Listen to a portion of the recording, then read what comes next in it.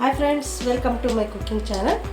So ನಾನು ಇವತ್ತು ಹೊಸ ರೆಸಿಪಿಯೊಂದಿಗೆ ನಾನು ನಿಮ್ಮನ್ನು ಭೇಟಿ ಆಗ್ತಾ ಇದ್ದೀನಿ. ಸೊ ಇವತ್ತು ಮಾಡ್ತಕ್ಕಂಥ ರೆಸಿಪಿ ಏನಪ್ಪ ಅಂದರೆ ದೋಸೆಗೆ, ಪೂರಿಗೆ ಎಲ್ಲ ಟೇಸ್ಟಿಯಾಗಿರೋಂಥ ಒಂದು ಸಾಗು ಮಾಡಿ ತೋರಿಸ್ತಾ ಇದ್ದೀನಿ, ಆಲೂಗಡ್ಡೆ ಸಾಗು. ಸೊ ಆಲೂಗಡ್ಡೆ ಸಾಗು ಮಾಡಲಿಕ್ಕೆ ನನಗೆ ನಾನು 3 ಆಲೂಗಡ್ಡೆನ ಫಸ್ಟ್ ಬೇಯಿಸ್ಕೊಳ್ತೀನಿ. ಓಕೆ, ಇದನ್ನು ಬೇಯಿಸ್ಲಿಕ್ಕೆ ಇಡೋಣ, ನಂತರ ಇದ್ರದ್ದು ಏನು ಪ್ರೊಸೀಜರ್ ಅಂತ ಹೇಳ್ತೀನಿ ನಾನು ನಿಮಗೆ. ಓಕೆ, ಇದನ್ನು ಈ ಥರ ಕಟ್ ಮಾಡಿ ಒಂದು 3 ವಿಷಲ್ ಕೊಟ್ಕೊಂಡು ಚೆನ್ನಾಗಿ ಬೇಯಿಸ್ಕೊಂಡು ಬರ್ತೀನಿ. ಆಲೂಗಡ್ಡೆ ತೊಳೆದೇ ಇರೋದು. ಇದನ್ನು ಕುಕ್ಕರಲ್ಲಿ ಒಂದು 3 ವಿಷಲ್ ಕೊಟ್ಟು ಬೇಯಿಸ್ಕೊಂಡು ಬರ್ತೀನಿ. ಸ್ವಲ್ಪ ಉಪ್ಪನ್ನು ಹಾಕ್ಕೊಳ್ಳೋಣ.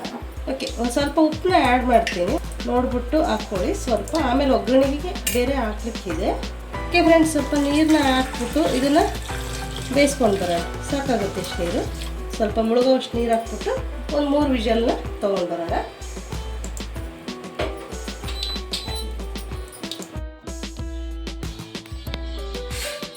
ಓಕೆ ಫ್ರೆಂಡ್ಸ್, ನೋಡಿ ಆಲೂಗಡ್ಡೆನ ಬೇಯಿಸ್ಕೊಂಡು ತೊಗೊಂಡಿದ್ದೀನಿ. ಸೊ ಇದು ಬಾಯ್ಲ್ಡ್ ಆಗಿದೆ, ಬೆಂದಿದೆ. ಸೊ ಒಂದು 3 ವಿಷಲ್ ಕೊಟ್ಟು ಬೇಯಿಸ್ಕೊಂಡು ಬಂದಿದ್ದೀನಿ. ಓಕೆ, ಇದಕ್ಕೆ ಈ ಒಗ್ಗರಣೆಗೆ ಏನೆಲ್ಲ ಇಂಗ್ರೀಡಿಯೆಂಟ್ಸ್ ಬೇಕು ಅಂದರೆ ಬಾಂಬೆ ಸಾಗುಗೆ ನೋಡಿ 2 ಟೊಮೆಟೊ ಹಣ್ಣನ್ನ ಸಣ್ಣದಾಗಿ ಹೆಚ್ಕೊಂಡಿದ್ದೀನಿ, 2 ದೊಡ್ಡ ಈರುಳ್ಳಿನ ಹೆಚ್ಕೊಂಡಿದ್ದೀನಿ, ಒಂದು ಖಾರಕ್ಕೆ ಅನುಗುಣವಾಗಿ ಹಸಿಮೆಣಸಿನಕಾಯಿ ಒಂದು 4-5 ತೊಗೊಂಡಿದ್ದೀನಿ. ಸೊ ನೀವು ಖಾರ ನೋಡ್ಕೊಂಡ್ಬಿಟ್ಟು ಹಾಕ್ಕೊಳ್ಳಿ.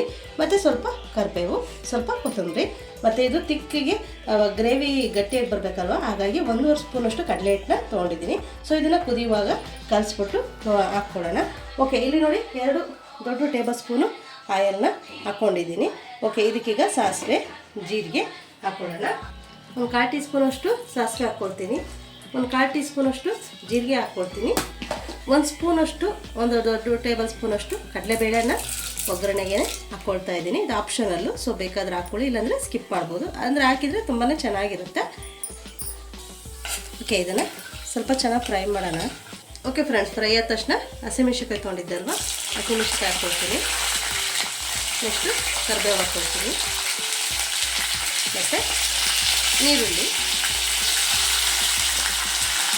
ನೋಡಿ, ನಿಮಗೆ ಈ ಗ್ರೇವಿಗಿನ್ನೂ ಜಾಸ್ತಿ ಬೇಕು ಅಂದರೆ ಸೊ ಒಗ್ಗರಣೆಗೆಲ್ಲ ಸ್ವಲ್ಪ ಜಾಸ್ತಿ ಹಾಕ್ಕೊಳ್ಳಿ. ಸೊ ಆಲೂಗಡ್ಡೆ ನಾನಿಲ್ಲಿ 3 ದೊಡ್ಡ ಆಲೂಗಡ್ಡೆ ತೊಗೊಂಡಿದ್ದೀನಿ. ಇದೊಂದು 4-5 ಜನಕ್ಕೆ ಆಗುತ್ತೆ ನಾನು ಮಾಡೋ ಗ್ರೇವಿ. ಸೊ ಟಿಫಿನ್ ಬಾಕ್ಸಿಗೆಲ್ಲ ಚೆನ್ನಾಗಿರುತ್ತೆ ಗ್ರೇವಿ. ಇದನ್ನ ಚೆನ್ನಾಗಿ ಫ್ರೈ ಮಾಡೋಣ, ಮಿಕ್ಸ್ ಮಾಡೋಣ. ಓಕೆ ಫ್ರೆಂಡ್ಸ್, ಆಗಲೇ ಆಲೂಗಡ್ಡೆಗೆ ಉಪ್ಪು ಹಾಕಿದ್ದೆ ನಾನು. ಸೊ ಇದಕ್ಕೆ ಒಗ್ಗರಣೆಗೆ ಸರಿಯಾಗಿ ನೀವು ಉಪ್ಪನ್ನ ಆ್ಯಡ್ ಮಾಡ್ಕೊಳ್ಳಿ. ಉಪ್ಪನ್ನ ಜಾಸ್ತಿ ಹಾಕ್ಕೋಬೇಡಿ, ಆಮೇಲೆ ಬೇಕಾದರೆ ಕಡಿಮೆ ಆದರೆ ಹಾಕ್ಕೋಬೋದು. ಓಕೆ, ಒಂದು ಸ್ಪೂನಷ್ಟು ಹಾಕಿದ್ದೀನಿ. ಸೊ ಗ್ರೇವಿಗೆ ಆಲೂಗಡ್ಡೆಗೆ ಆಲ್ರೆಡಿ ಉಪ್ಪು ಸ್ವಲ್ಪ ಹಾಕಿ ಬೇಯಿಸಿದ್ದೆ, ಇಲ್ಲಾಂದರೆ ಆಲೂಗಡ್ಡೆ ಹಾಕಿ ಬೇಯಿಸಿದ್ರೆ ಒಂದು ಸ್ವಲ್ಪ ಸಪ್ಪೆ ಅನಿಸುತ್ತೆ. ಹಾಗಾಗಿ ಸ್ವಲ್ಪ ಉಪ್ಪನ್ನ ಹಾಕ್ಕೊಂಡು ಬೇಯಿಸ್ಕೊಳ್ಳಿ, ಚೆನ್ನಾಗಿರುತ್ತೆ. ಓಕೆ, ಇದು ಚೆನ್ನಾಗಿ ಒಗ್ಗರಣೆ ಬೇಯಲಿ. ಲಿಡ್ನ ಕ್ಲೋಸ್ ಮಾಡಿಬಿಟ್ಟು ಇದು ಒಗ್ಗರಣೆ ಚೆನ್ನಾಗಿ ಬೇಯಲಿ. ಚೆನ್ನಾಗಿ ಬೆಂದಮೇಲೆ ಸ್ವಲ್ಪ ನೀರನ್ನ ಆ್ಯಡ್ ಮಾಡೋಣ. ನೀರುಳ್ಳಿ ಎಲ್ಲ ಚೆನ್ನಾಗಿ ಸಾಫ್ಟಾಗಿ ಬೇಯಲಿ, ಟೊಮೆಟೊ ನೀರುಳ್ಳಿ ಎಲ್ಲ. ಓಕೆ, ನೋಡಿ ಒಂದು ಅರ್ಧ ಟೀ ಸ್ಪೂನಷ್ಟು ಅರಿಶಿನ ಆ್ಯಡ್ ಮಾಡ್ತಾಯಿದ್ದೀನಿ. ಚೆನ್ನಾಗಿ ಮಿಕ್ಸ್ ಮಾಡೋಣ ಇದನ್ನು. ಓಕೆ, ನೀರುಳ್ಳಿ ಟೊಮೆಟೊ ಸಾಫ್ಟಾಗಿ ಬೆಂದಿದೆ. ಈಗ ಏನು ಮಾಡೋಣ ಅಂದರೆ ಇದಕ್ಕೆ ನೀರು ತೊಗೊಂಡಿದ್ದೆ ಅಲ್ವಾ, ಸೊ ಒಂದು ಅರ್ಧ ಗ್ಲಾಸಷ್ಟು ನೀರು ಹಾಕ್ಕೊಳ್ತೀನಿ.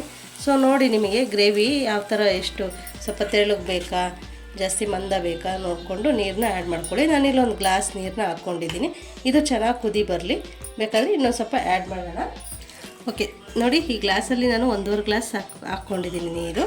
ಸೊ ಚೆನ್ನಾಗಿ ಕುದಿ ಬರಲಿ ಇದು. ಓಕೆ ಫ್ರೆಂಡ್ಸ್, ನೋಡಿ 1.5 ಗ್ಲಾಸ್ ನೀರು ಹಾಕಿ ಕುದಿಸಿದ್ದೀನಿ. ಸೊ ನೀರುಳ್ಳಿ ಎಲ್ಲ ಏನು ಚೆನ್ನಾಗಿ ಸಾಫ್ಟಾಗಿ ಬೆಂದಿದೆ. ಓಕೆ, ಇದಕ್ಕೀಗ ನಾನು ಕಡಲೆ ಹಿಟ್ಟು ತೊಗೊಂಡಿದ್ದೆ ಅಲ್ವಾ, ಸೊ ಅದಕ್ಕೆ ಸ್ವಲ್ಪ ನೀರನ್ನ ಹಾಕ್ಬಿಟ್ಟು ಕಲಸಿ ಹಾಕ್ತೀನಿ. ಒಂದು 1/4 ಗ್ಲಾಸಷ್ಟು ನೀರು ಹಾಕ್ಬಿಟ್ಟು ಕಲಸಿ ಹಾಕ್ತೀನಿ. ಉರಿ ಮೀಡಿಯಮಲ್ಲೇ ಇರಲಿ. ಓಕೆ, ಇದನ್ನು ಕಡಲೆ ಹಿಟ್ಟು ತೊಗೊಂಡಿದ್ದೆ ಅಲ್ವಾ, ಸೊ ಅದನ್ನು ಹಾಕ್ತೀನಿ. ನೀರಲ್ಲಿ ಕಲಿಸ್ಬಿಟ್ಟು ಹಾಕಿ 1.5 ಸ್ಪೂನಷ್ಟು ತೊಗೊಂಡಿದ್ದೆ. ಸೊ 1.5 ಗ್ಲಾಸ್ ನೀರು ಹಾಕಿದ್ದೀನಿ, ಸಾಕಾಗುತ್ತೆ ಇಷ್ಟು ತಿಕ್ಕು. ಓಕೆ, ಇದಕ್ಕೀಗ ನಾನು ಆಲೂಗಡ್ಡೆ ಬೇಯಿಸಿದ್ದೆ ಅಲ್ವಾ, ಸೊ ಅದನ್ನು ಈ ಥರ ಕೈಯಲ್ಲೇ ಸ್ಮ್ಯಾಶ್ ಮಾಡಿ ಹಾಕ್ತೀನಿ. ತಣ್ಣಗಾಗಿದೆ, ಆಲ್ರೆಡಿ ಸಿಪ್ಪೆ ಎಲ್ಲ ಬಿಡಿಸಿಟ್ಕೊಂಡಿದ್ದೆ. ಸೊ ಕೈಯಲ್ಲೇ ಈ ಥರ ಮಾಡಿ ಎಲ್ಲರೂ ಸ್ಮ್ಯಾಶರಲ್ಲಿ ಸ್ವಲ್ಪ ಸ್ಮ್ಯಾಶ್ ಮಾಡಿ ಹಾಕಿ. ಓಕೆ, ಇದ್ರ ಜೊತೆಗೇ ನಾನು ಕೊತ್ತಂಬರಿ ಸೊಪ್ಪು ಕೂಡ ಆ್ಯಡ್ ಮಾಡ್ತೀನಿ. ತುಂಬ ಈಸಿ ಫ್ರೆಂಡ್ಸ್, ತುಂಬಾ ರುಚಿಯಾಗಿರುತ್ತೆ. ಖಂಡಿತ ಒಮ್ಮೆ ಈ ಮೆಥಡಲ್ಲಿ ಟ್ರೈ ಮಾಡಿ. ಚೆನ್ನಾಗಿ ಮಿಕ್ಸ್ ಮಾಡೋಣ. ಸೊ ನಿಮಗೇನಾದರೂ ಅದು ಜಾಸ್ತಿ ಗಟ್ಟಿ ಅನ್ನಿಸ್ತು ಅಂದರೆ ಸ್ವಲ್ಪ ಬಿಸಿನೀರನ್ನ ಬೇಕಾದರೆ ಸ್ವಲ್ಪ ಹಾಕ್ಕೊಳ್ಳಿ.